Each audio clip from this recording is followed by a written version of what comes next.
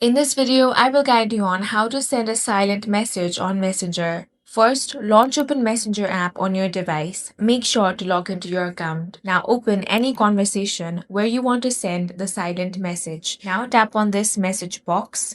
If you simply type in a message and send it, this message is going to notify the other person. But if you want to send a silent message, all you want to do is type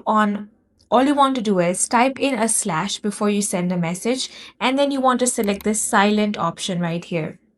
So you want to type in slash and silent space. Now go ahead and type in your message.